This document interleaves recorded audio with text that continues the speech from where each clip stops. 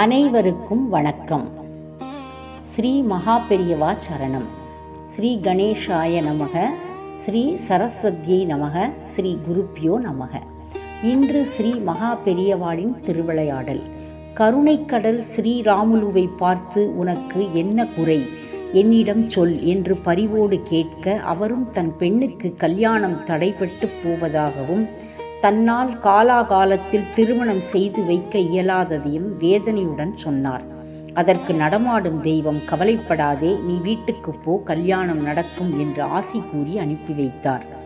பெரும் பாரம் இறங்கிய நிம்மதியில் ஸ்ரீராமுலு தன் நண்பரோடு ரயில் ஏறி குண்டக்கல் வந்து இறங்கினார். அந்த ரயிலில் உடன் பிரயாணம் செய்த தம்பதி ஸ்ரீராமுலுவிடமே அவர் வீட்டு விலாசத்தை காட்டி, இந்த இடம் எங்கு உள்ளது என்று கேட்க, உடன் வந்த நண்பர், இவர்தான் ஸ்ரீராமுலு, எதற்கு அவர் விலாசம் தேடுகிறீர்கள் என்று கேட்டார். அவர்களோ தங்கள் பையனுக்கு இவர் பெண்ணை மனம் முடிக்கலாம் என்று வந்திருப்பதாக கூறினார். ஸ்ரீராமுலுவுக்கு ஆனந்த அதிர்ச்சி. பிரார்த்தித்து விட்டு வீடு திரும்புவதற்குள் அருள் வந்து நிற்கும். ஸ்ரீராமுலுவால் நம்பவே முடியவில்லை. பிறகு என்ன?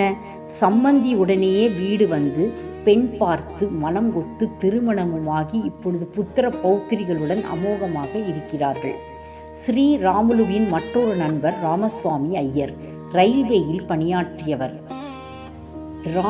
ரேணிகுண்டாவில் அவர் பணியில் இருந்தபொழுது மகான் செய்த அருள் விளையாட்டையும் பார்க்கலாம். ராமசுவாமி சக ஊழியர்கள் உதவியுடன் ரேணிகுண்டா ரயில்வே காலனியில் விநாயகர் கோயில் ஒன்றை கட்டினார். அதில் நவக்கிரக பிரதிஷ்டை செய்யும் பொருட்டு எந்திரம் வேண்டி ஸ்ரீமடத்தில் விண்ணப்பித்தார். ஸ்ரீ ஜெயேந்திரர் அவர்களும் பிரதிஷ்டைக்கு நாளும் குறித்து கொடுத்து, தான் தில்லியில் யாத்திரையில் இருப்பதால் அங்கு வந்து எந்திரம் வாங்கி செல்லும்படியும் ஆணையிட்டார். அதன்படி ராமசுவாமி தில்லி செல்ல ஏற்பாடு செய்து கொண்டார்.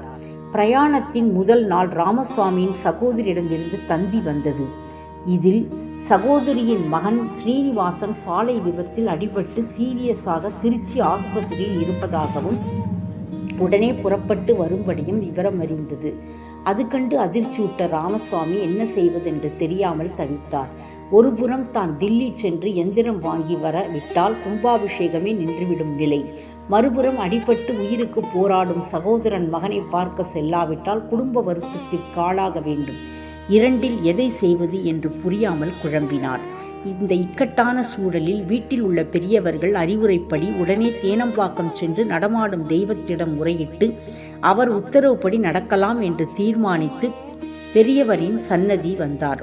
மகானோ மௌன விரதம் இருக்க, அருகில் உள்ளவர்கள் ராமசுவாமியை விசாரித்து கனிவுடன் கருணாமூர்த்தி திருச்செவியில் விவரம் தெரிவிக்க, மகானோ, நீ டெல்லிக்கு போ, குழந்தைக்கு ஒன்றும் ஆகாது என்று திருவாய் மலர்ந்தருள மனத்தெம்பு அடைந்த ராமசுவாமி தெய்வத்தின் ஆணைப்படி ஈஸ்வர கைங்கரியமே பெரிது என்று தில்லி சென்று ஸ்ரீ ஜெயேந்திரரிடம் எந்திரங்களை பெற்றுக்கொண்டு மற்ற விவரங்களை அங்கும் தெரிவித்து பெரியவர் உத்தரவினாலேயே இங்கு வந்ததாக கூறினார்.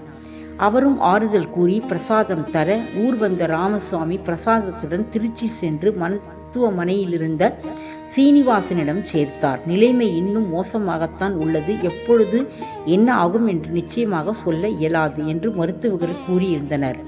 ஆனால் பிரசாதம் தன் அருள் வேலையை செய்தது. மறுநாள் குழந்தை எழுந்து உட்கார்ந்து பேசவே ஆரம்பித்து விட்டான். அதை கண்ட குடும்பத்தார்கள் மட்டுமன்றி மருத்துவர்கள் மற்றும் மருத்துவமனையே பிரமித்து நின்றது. இது போன்ற பேரதிசயம் நடமாடும் தெய்வத்தின் ஆணையிலேன்றி வேறெதால் நிகழும். அந்த சீனிவாசனே இன்று குழந்தை குட்டியுடன் திருச்சியில் ஆரோக்கியமாய் சௌக்கியமாய் இருக்கிறார். இப்படி ஒரு பேசும் தெய்வம் நமக்கிருக்க என்ன கவலை. இத்துடன் இன்றைய திருவிளையாடல் நிறைவு பெற்றது. நன்றி, வணக்கம்.